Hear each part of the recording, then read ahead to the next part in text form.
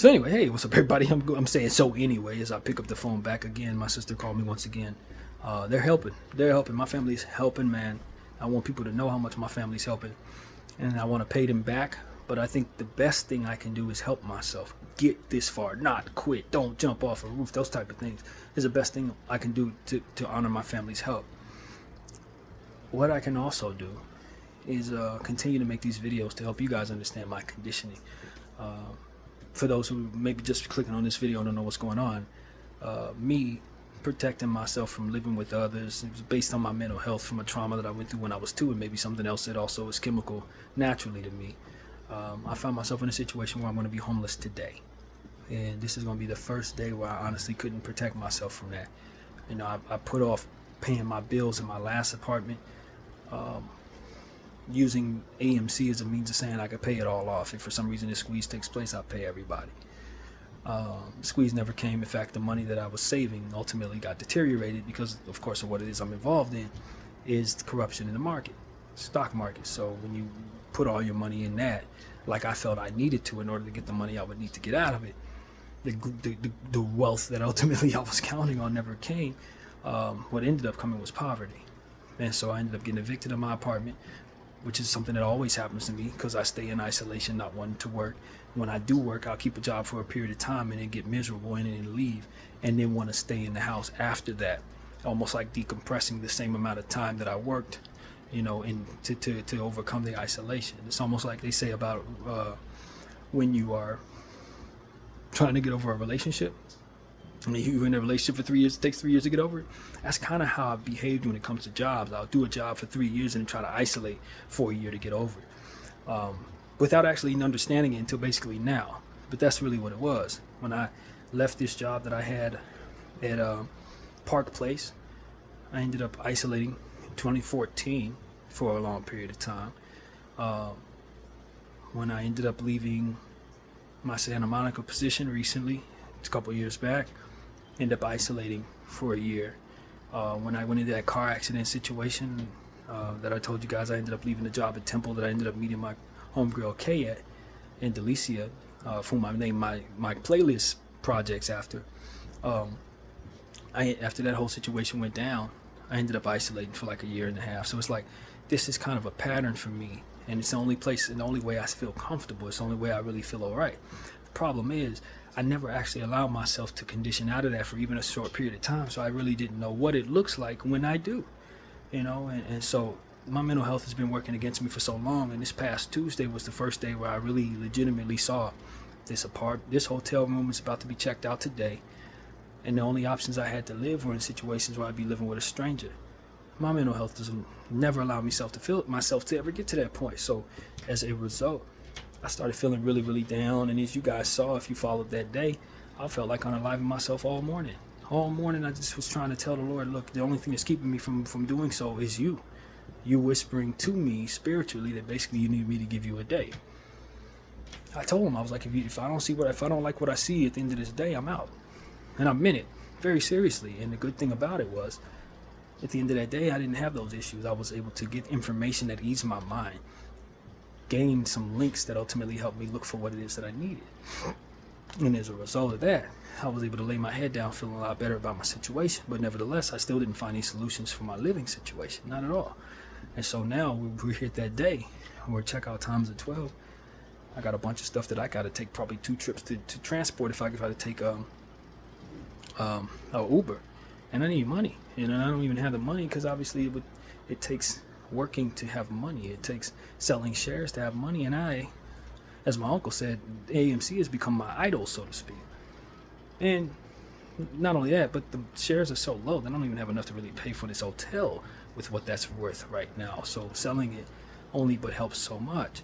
So at the end of the day, that's the only money I have left, aside from what I have in my account and what's in my pocket, which equals to like $100-something. So it's like, that's what I got to my name. You know, and so it's like when you have these problems and you don't have any money and you don't have a vehicle, it's like, no, there's nowhere else to go. There's nothing to do but lean on family and hope that they will take care of you. And in the event that they don't, your option is to basically sleep on the street. And I've been walking around seeing everybody on the street. You know, it's like there are a lot of people out there who need help, who have worse mental health issues than me or more extensive circumstances without self-awareness, not the ability to communicate to people like I do. I have a gift for that. But the same brain that has a gift for communicating and all these other creative things also has a need, more or less, to live alone, to be in isolation for long periods of time. And I'm sick of that, especially under my circumstances when you don't have a lot of money. I'm sick of that. So it's like, if that's going to be something that gets broken by me living with someone else, I got to be able to choose to live with someone else. And that's where I struggle. No different than me trying to get myself to go to school when I was a child at times. And my mother was trying to tell me to go to school and, I'm going to take you to the police station if you don't go. And I chose the police station instead of going to school because I felt more comfortable with that than I did at school.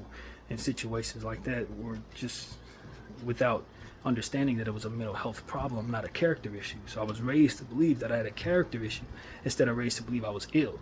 And so that really played on my mental health as well. That made it worse. It made me condition myself to think that I needed to do things that others did, like work, jobs, as to which I'd end up failing at because I was never really wired to do that in the first place. And so it's just a whole lot of self-realization. And because I have this self-realization, I can share it with you guys, I can share it with family. But unfortunately, this is where it got me. Homeless. And that's where it was always going to get me. I knew that. But that's why I held so many shares of AMC. That's why I went all in, knowing that it wasn't smart to do. But I didn't care because I could never work again. Or so I told myself. I could never live with anyone. Or so I told myself. And then when I was faced with having to live with someone else, I found out that I became very, very unhappy. Like deathly unhappy. So it's like, all of this is new as it pertains to what it looks like when I can't protect myself from things that ultimately make me unhappy. I didn't know how bad it gets. I didn't realize that it messed with my mental health to the point where I could barely walk down the street. My knees felt like they were buckling. That's how heavy it felt on Tuesday to live, not knowing how to protect myself from what it is that I've effectively protected myself from all these years.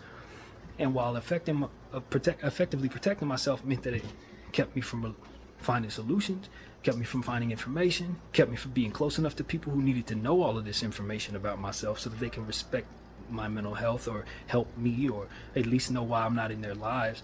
It was never my character that kept me from these people. It was never their character that kept me from these people. I did this to my mom. I did this, I did it to my little brother. I did this to everybody, man. And it wasn't because I didn't like them. It was because I didn't know how to live in a space outside of what made me comfortable. And I was afraid to. And when I found out what it looked like this past Tuesday, I realized that was the only way I could have did it. And a lot of times I wasn't quite sure about that because, again, I was taught to believe I didn't have a mental health issue, that I was a character issue, that I was lazy, that I was not trying. That's what my mother put in, that's what she understood it to be. That's what some of my family and some of my friends thought it. Why don't you just do what other people do? Why don't you, because I present this way? But the reality was something was very, very wrong with me in several different ways. And because of it, I was able to live out this life and find this at 39 years of age. So it's like, now what we're doing is I'm very aware of how ill I am. I'm very aware of what happens when I can't protect myself. And I'm very aware that there's help out there for me. I'm waiting on my GR. You know what I mean? SSI is pending. I've been diagnosed with manic depression, chronic depression, and anxiety. But there's more. But there's help for this. I just had to get that information. I've been getting that information over the last week. Some of the stuff I need to know in my life, I'm just finding out right now. And so I'm so at peace with myself. I love myself. I love my family. I don't think I'm a bad guy. I don't think that I'm going to wig out on people or nothing like that at all. It's just one of those situations where I'm still not getting the help that I need, so I'm still operating that way. I can't live in shelters or I'm going to want to my own self. And it's like, that is not something I can do anything about right now. Literally can't, man. It's just like I was saying in one of the videos earlier. There are things I can do and there are things I can't do. I can't do a backflip. I cannot. And this is one of those things where it's like, I thought I could. I told my uncle when I took their money that I'm going to get into the LIFT program. When it was time to get into the LIFT program, my brain does that thing that it does when it's not comfortable and refuses to do something it's not comfortable with. And suddenly I found myself on the wrong side of right in regards to not doing right with my family's money. And the only thing I could explain to them at the time was I just couldn't bring myself to do it. Now I realize, this is a very specific issue. There's help for this issue. I am not a bad guy. I do not have morals that would allow for me to do these type of things. I'm working against a defensive mechanism that has been in place awry since I was 2 years old. And so it's just a self-awareness that I've come to, but unfortunately, no funds to take care of my immediate circumstance, no shelter immediately, and I'm just in a hell space based on me ultimately doing this all this time, and this is what it's being led to. So now that we have all this information, we're at rock bottom, absolute rock bottom, but we also have an understanding that we've been waiting for all this time. So it's like, okay, well, if this is rock bottom, all I got to do is get to a shelter. I just got to find a way to lay my head down until GR comes in. Once GR comes in, I can see paths to different programs that only allow for people that have GR to get into. It allow me to get into different situations that allow me to have the shelter that I need so I can live in certain housing that maybe are only for people who have developmental issues and disabilities. I can get into all these things, but we're waiting on a damn GR and it's taking its time. We're waiting on the SSI and it ain't going to be here until January. This is September. I'm making this video in September 21st. It's a long way away from January, and I gotta get there. And there's no help for people like me because they don't know of anyone like me. There's nobody who has these issues I have. You know what I mean? They just don't exist. So all the shelters have you laying next to people, dealing with people with different type of mental health issues who do have behavioral issues or what have you. And my brain doesn't allow me to choose that, even though I need to. No different than it didn't allow me to choose to pay my bills to keep from being evicted. No different than allow me to keep my job that I needed to keep those various times to keep myself from being as broke as I am. The various different things that I need to have in order to survive are the very things that I try to keep myself from having to deal with in order to keep myself from wanting to kill myself. And that is the reality of the circumstance. I don't know how to beat this. I just know it's okay to be this. And that is what I've come to understand. My relationship with God is strong. You see that all over this camera. My ability and my talents are extensive. They know no end. But it's not about what all you can do. It's about the very small, simple developmental things that need to happen in order for you to have a foundation on this earth, and how those very, very things are against what it is that ultimately my mental health can handle. And that is the problem. It's always been the problem. And forever, I'm trying my very best to not have this problem.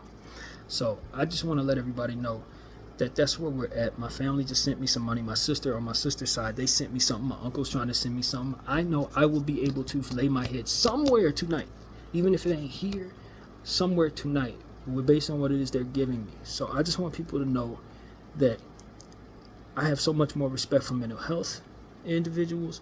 I have so much more respect for people who are homeless now. I have so much respect for people who have yet to figure out what's going on with them, but work against themselves. A lot of what it is I've gone through has made it so that I love my family just as much, but I know they love me, and they understand me better, which is something I would do all of this over to allow for them to understand me better. But at the end of the day, the Lord is working miracles in my life based on helping me be able to help others from within my talents and my struggles. And now I'm just trying to get to the next day. Now I'm just trying to say, okay, well, what do I need to do so that I'm not trying to off my damn self based on circumstances that really make me uncomfortable? How can I get to a place where I can just live long enough to get my GR so I can get into these programs so that I can do the things that I need to do without doing them the wrong way? You know what I mean? That's really what it is. I did everything the wrong way because I didn't know how to perceive myself. Now, for the very first time, I know how to perceive myself. I know that there's help for me. I know that I don't have to keep on stumbling, trying to do what everybody else does. I can get the help I need. How do I get there? In this little bit of time, between now and probably a month from now, when everything GR-wise kicks in, how do I survive that? When I got to check out of this place at 12. When I don't have nowhere but shelters to go that have me leaning on top of everybody else. When all of my options make it so that I have to live in people's houses and different things. It's gotten to a point where it's almost like it's too late. Now I have to stay in the red, so to speak, in order to survive my life. And it's like, yo, God, just give me something, man, some type of way to lay my head down in my own personal little bubble for at least another week or 2, 3 weeks so GR can kick in so I can finally have the income necessary to get my own place. And once I have that, then I can start devising ways of selling my art, doing my channel properly, promoting myself with all these damn things that I can, all these talents that I can have, I can make millions with the talents that I have. No exaggeration. There's absolutely no exaggeration, man. I can make millions off art alone. So it becomes a situation where this head can do a lot of good and this heart can do even more good. But my brain, in that same vein, is trying to expire based on everything that it just conditioned itself to not have to deal with. And Tuesday was a day where I really realized how bad it is, man. But because I went through that and survived it, now I can share it with all of you and my family as well, and they can have a better understanding of what they're dealing with me. They can have a better understanding of how to perceive me. You know what I mean? And how to, from there I can be treated in a way that at least allows for the proper way to go forward. So I appreciate the self-awareness, even though I struggle with that alone. I appreciate my family sending me what they're sending me without asking me to send it back, that's not alone. But I do want to pay it back and pay it forward. And that's what all these therapy sessions have been about. I struggle so bad, ladies and gentlemen, but I'm not down and out. My relationship with God has never been stronger. And that's why I'm still alive right now. Because if I didn't have that relationship, I would have taken my life on Tuesday. There's no way around it. I would have done so. It was God telling me, give me a day, that kept me from doing something that went away forever. Literally. It was only that relationship with God. And that's why I try to explain to people how important that is. It has literally saved my life. A life that I want to save. A life that I have no interest in quitting on. And so as I was coming back home today, making all the videos I did, leaving that shelter, that housing center, when they told me they didn't have no help for me, and if I don't want no shelter, I have to live on the street, I know that the Lord is going to do something. I don't know what the heck he's going to do, but because he's proven so much, I know he's going to do something. And so that's why I just lean on this faith. I talk to my family. Now my family's sending me money from different directions. I can get somewhere tonight. And that's what I want y'all to understand. Thank you so much for understanding people like me, for praying for people like me, for not treating your loved ones who struggle like they have to live in a way that makes you feel like they are like everyone else. They're not. If they have anything like I have, they barely make it from moment to moment. And maybe they don't even know it. I spent 38 years not quite understanding it. I had a notion that I was ill, which is why I started therapy sessions, but the fullness of it, I didn't understand till now. And even right now, I don't have a full diagnosis. So I just want people to understand. Understand people like me, understand that it doesn't have to get this bad. But some of the things that ultimately keep it from getting this bad, especially if they're people who need to be alone, who spend their life alone, isolated like I have, it may get this bad. And so let's try to help these people. Let's devise ways of helping people like me. Know of the BDF 44. Know that I can present well. Know that you ain't gonna know I'm crazy unless I tell you I am. But that I am is a struggle that is something that's barely keeping me alive, man. And it's always been that way. And I'm coping with that. And social media has helped. Because if I lived in 1969, I don't know what I would do for myself. You understand what I'm saying? This is also helping. So that's what I want people to understand, man. I struggle, but my faith is stronger than my struggle on this day. This ain't Tuesday. I ain't trying to kill nothing. The only thing I'm trying to do is survive, man. And I believe I'm worth saving because now I have a better character about myself to help others through the experiences that I'm going through and through the struggles that I'm living through. And so that's what's going to make me a better human being. I want my family to know that I love them. I want a family of my own. And I'm going to find a way to get healthy enough and rich enough so that I can do something for them. This is rock bottom. I am surviving it. BDF 44, I thank you all for watching. I'm out.